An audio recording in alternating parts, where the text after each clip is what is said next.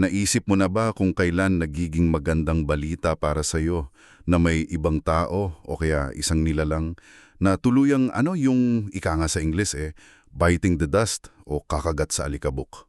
Kasi normally, negative yon, di ba? Oo nga Kapag sinabi mong may kumagat sa alikabok, ang ibig sabihin nun may natalo, may bumagsak o napahamak. Talo na, wala na. Exactly. Pero paano kung yung mismong pagbagsak ng isang partikular na kaaway ang naging pinakasimula ng pinakamalaking pag-asa mo? Wow! Okay, maligayang pagdating sa ating malalimang pag-aaral. At ang mission natin ngayon ay himayin itong mga research notes natin. Specifically yung nakasentro sa konseptong Promise of a Satan Conqueror. Tapos isasama na rin natin yung masusing pagsusuri dun sa 3 kabanata ng Genesis. Kasi titingnan natin kung paano yung isa sa pinakamalungkot at pinakatrahedyang bahagi ng kasaysayan ng tao. Yung tinatawag na the fall o yung pagbagsak. Ayun, titingnan natin kung paano iyon naglalaman pala ng pinakaunang mabuting balita. Grabe yon. Kaya para sa yon na nakikinig ngayon, laging ragahanap ng mga aha moments. Para sa iyo talaga ito. Oo, kasi naranasan mo na ba yung makatanggap ka ng napakasamang balita? Halimbawa, nawalan ka ng trabaho o kaya may matinding krisis sa pamilya. Tapos sa gitna ng gulo may nakita kang napakalaking pangako na nagpapago ng pananaw mo. Iyan talaga ang pinakasentro ng usapan natin ngayon. At para lubusan nating maintindihan yung bigat ng bad news na ito, na eventually nauwi sa good news, kailangan muna nating ilagay ang ating isipan sa tamang konteksto. Right. Yung big picture kumbaga. Oo. Tumingin tayo sa may laking timeline ng kasaysayan sa lumang tipan. Nagsisimula ang lahat sa paglikha.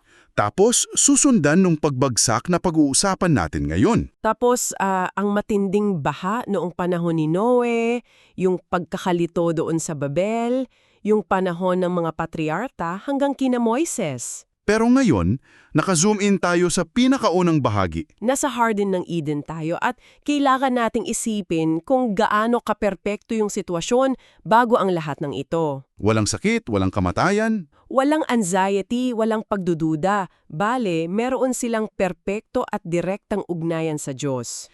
At dito pumasok yung pinakamalaking trahedya.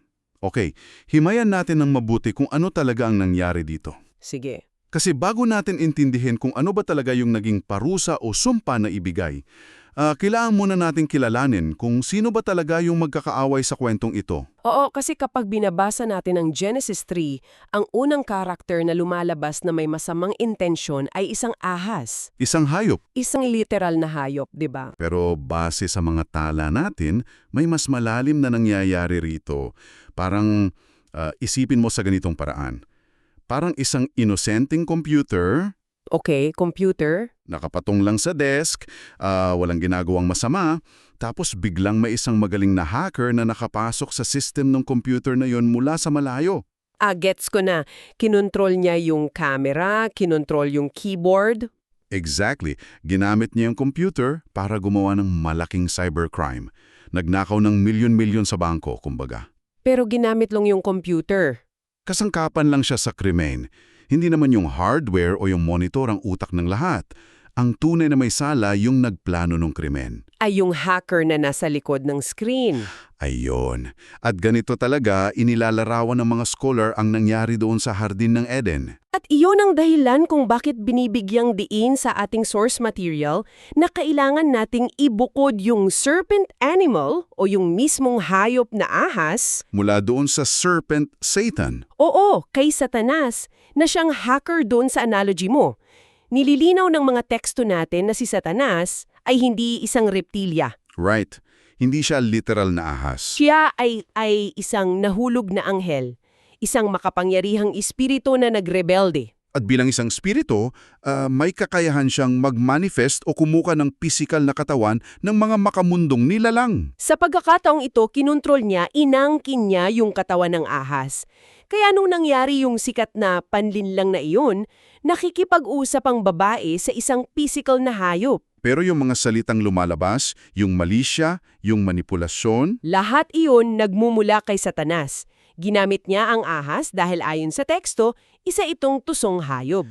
subtle, tahimik. Oo, hindi nakakaramdam ng banta ang tao rito kaya madaling makalapit.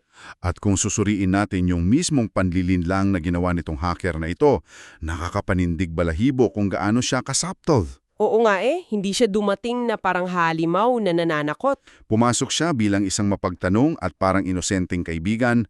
Ang unang linya niya, totoo bang sinabi ng Diyos na hindi kayo pwedeng kumain mula sa anumang puno sa hardin? Napakagaling. Nagtanim agad siya ng pagdududa gamit lang ang isang tanong. 'Di ba? Tapos kapag sinuri natin ito ng malalim, makikita natin yung matinding gaslighting na nangyayari. Kasi nang sumagot yung babae, ibinato na ng ahas yung direktang kasinungalingan niya. Sabi niya, hindi kayo mamamatay.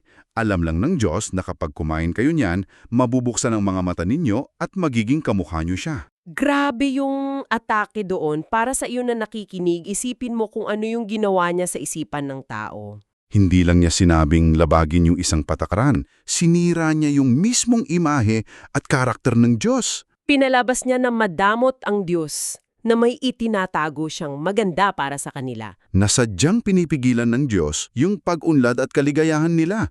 Inatake niya yung pinakapundasyon ng relasyon. Yung tiwala, kasi kung mapapaniwala mo ang isang tao na hindi mabuti ang intensyon ng taong nagmamahal sa kanila, madali mo na silang makokontrol. Papaniwalain kanya na hindi mapagkakatiwalaan ang salita ng Diyos. At iyon nga ang nangyari, kumain sila. At ang sumunod na nangyari hindi yung pangakong mabubuksan ng mata at magiging tulad ng Diyos. Hindi siya naging maganda. Ang nangyari ay isang matinding psychological shift. Dati, hubad sila, pero wala silang nararamdamang hiya, walang mali siya. Bigla, nung pumasok yung kasalanan, nakaramdam sila ng matinding takot, pagkabagabag at pagka-alienate sa isa't isa. Pati sa Diyos, nagtago sila. At dito pumapasok yung napakalungkot na balita. Natutunan nila sa pinakamasakit na paraan na totoo pala ang babala ng Diyos. Na si Satanas pala ang sinungaling. Oo. At ang epekto ng pagsuway na ito ay yung pagkasira ng mismong disenyo ng universo na dati perpekto. Alam mo, dito na magiging sobrang kawili-wili yung natuklasan natin sa research. Yung kung ano ang nangyari nang dumating ang Diyos para maglapat ng hatol. Kasi hinanap sila ng Diyos, hindi dahil hindi niya alam kung nasaan sila. Kundi para bigyan sila ng pagkakataong umamin. Pero ano ang ginawa nila? Nagturuan. Itinuro ni Adan yung babae, tapos itinuro ng babae yung ahas. Kaya nagbababa ng hatol ang Diyos. At unang nakatanggap ng sumpa ay yung ahas mismo, yung hayop. Ano yung sinabi ng Diyos? Sinabi ng Diyos dahil ginawa mo ito, isinumpa ka ng higit sa lahat ng hayop. Sa iyong tiyan, ikaw ay gagapang, at alikabok ang iyong kakainin sa lahat ng mga araw ng iyong buhay. Ang nakakamangha rito ay yung implication yan. Oo. Kapag binasa mo ito at sinuportahan natin ito nung ating source material, may isang katotohanang sasabog sa isip mo. Ibig sabihin, bago ang sumpa, Ang ahas ay may mga binti. hindi siya gumagapang. Nakakalakad ito. Nakakagulat, hindi ba? Kasi malakas ang ebidensya sa teksto na ang orihinal na ahas, isang tuwid na nilalang. Merong itong mga binti. Wow. Kaya yung pagkawala ng mga binti at yung pagkahulog nito sa lupa para gumapang, hindi lang yan metafora. Literal yun. Literal at pisikal na manifestasyon yun ng sumpa ng Diyos. At ito yung nagiiwan ng malaking tandang pananong sa marami. Bakit? Bakit nga ba? Bakit paparusahan ng Diyos ang isang inosenteng hayop kung kinontrol lang naman ito ni Satanas? Oo nga, no? Balikan natin yung hacker analogy natin kanina. Kung gumamit ako ng computer para mang-hack at magnakaw ng milyones, kapag nahuli ako ng mga pulis, hindi naman nila kinukuha yung computer ko tapos pinupukpok ng martilyo bilang parusa, di ba? Oo, inilalagay nila sa kulungan yung hacker. Exactly. Bakit ang inosenteng hardware o yung hayop sa Eden nakatanggap ng ganito katinding pisikal na parusa na bumago sa anatomiya nito forever? Yan ang nagdadala sa atin sa isang malalim na theological na mekanismo. Kung paano gumagana yung mundong nilikha ng Diyos. Paano yun? Sa pananaw ng Biblia, ang pisikal na kalikasan ay hindi hiwalay sa espiritual na realidad. Magkadugtong sila. Nilikha ng Diyos ang tao bilang tagapamamahala o katiwala ng kalikasan. So connected talaga sila. Oo, kaya noong bumagsak ang tao, nadamay yung buong kaharian na pinamamahalaan niya. Parang isang hari na nagtaksil. Ang buong bansa niya apektado. Tama, kaya pinarusahan ng hayop na ahas para magsilbing isang buhay at gumagapang na monument nung nangyari nung araw na iyon. Wow! Nais ng Diyos na sa tuwing makakakita ang tao ng ahas na gumagapang sa alikabok, maaalala nila yung pait ng kasalanan. Yung panlinlin lang at yung napakalaking halaga ng pagsuway. Tapos, binanggit din sa source natin na yung pagiging isinumpa ng ahas ng higit sa lahat ng hayop, nagpapahiwatig na damay din pala yung iba. Oo, naapektuhan din yung ibang mga hayop at yung buong ecosystem. Kahit sa mas mababang antas, pumasok ang kamatayan at pagkasira sa buong kalikasan dahil doon. Grabe yung bigat nun ha. Isipin mo, hanggang ngayon kapag nakakita ka ng ahas sa kalsada, literal na nakatingin ka pala sa isang artifact ng pagbagsak sa Eden. Isang living reminder. Pero teka lang, may kailangan tayong linawin dito. Kasi ano ba ang ibig sabihin nito sa susunod na bahagi? Sa Genesis 3:15. Kasi sinasabi ng Diyos sa ahas doon, lalagyan ko ng poot sa pagitan mo at ng babae, at sa pagitan ng iyong lahi at ng kanyang lahi, dudurugin niya ang iyong ulo at dudurugin mo ang kanyang sakong. Napakabigat na linya niyan. Wait, kung literal lang natin itong babasahin, hindi ba parang sinasabi lang ng Biblia na kaya takot ang mga tao sa ahas at lagi nilang pinupukpok ang ulo nito ay dahil isinumpa sila? Oo, parang origin story lang ng phobia. Yun nga eh. Isa lang ba itong lumang kwento para ipaliwanag kung bakit may natural phobia tayong mga tao sa ahas? O may mas malaking digmaan ba na nagaganap dito? Napakahalagang linawin yan. Kung titinan lang natin ito sa mababaw na antas, baka isipin nating kwento lang iyan tungkol sa ahas. Pero hindi. Ano ba talaga yung nasa likod nun? Kung iko-konekta natin ito sa mas malaking larawan, sinasabi ng mismong source natin na sa puntong ito, lumipat na ang atensyon ng Diyos mula doon sa pisikal na ahas patungo sa mismong spirito na nasa likod nito. Kinakausap na ng Diyos si Satanas. Exactly. Mapapansin mo yung salitang ginamit, enmity o matinding puot. Hindi lang ito simpleng inis o takot. Ito ay isang banal na digmaan, isang cosmic conflict na idinideklara mismo ng Diyos sa pagitan ng dalawang panig. Sa isang banda ay yung lahi ng ahas Na tumutukoy sa mga puwersa ng kasamaan at mga tagasunod ni Satanas. at sa kabilang banda ay yung lahi ng babare. At itong linyang ito sa Biblia, may napakabigat na titulo ito sa teolohiya eh. Ito yung tinatawag na proto-evangelium. Proto-evangelium. Ang ibig sabihin niyan, ang pinakaunang mabuting balita. Kabuting balita gayong nag-a-announce ang Diyos ng digmaan. Kasi ipinapakita nito yung hindi masukat na grasya ng Diyos. Isipin mo yung sitwasyon. Kasisira lang nila ng Adan at Eva ng perpektong mundo. Nagtaksil sila. Sa puntong iyon, makatarungan lang sana kung sinabi ng Diyos na, tapos na ang eksperimento, buburahin ko na kayo. Pwede niyang tapusin ang sangkatauhan doon mismo. Pero ano ang ginawa niya? Bago pa man niyang ibaba ang parusa sa tao, bago niya sila palayasin sa Eden, Inilatag na niya ang plano ng pagliligtas. Nagbigay agad siya ng lunas bago pa man maramdaman ng tao ng buo yung sakit. pinangako niya na mayroong isang natatanging individual, isang Satan conqueror na magmumula mismo sa lahi ng babae na siyang tatapos sa kasamaan. Iyon yung core message ng source natin. At dito natin makikita yung mechanics kung paano mangyayari yung pagliligtas. Tingnan natin ulit yung binanggit na pinsala sa dalawang kampo. Sabi sa teksto, ang ahas ay dudurog o pipisa sa sakong ng lahi ng babae. Pero ang lahi ng babae, dudurugin niya ang ulo ng ahas. Himayin natin yung pagkakaiba ng dalawang klase ng sugat na ito. Kasi kapag napisa ang sakong mo o naputol ang Achilles tendon mo, napakasakit niyan. Agonizing talaga. Mahihirapan kang maglakad, dadana kang dugo.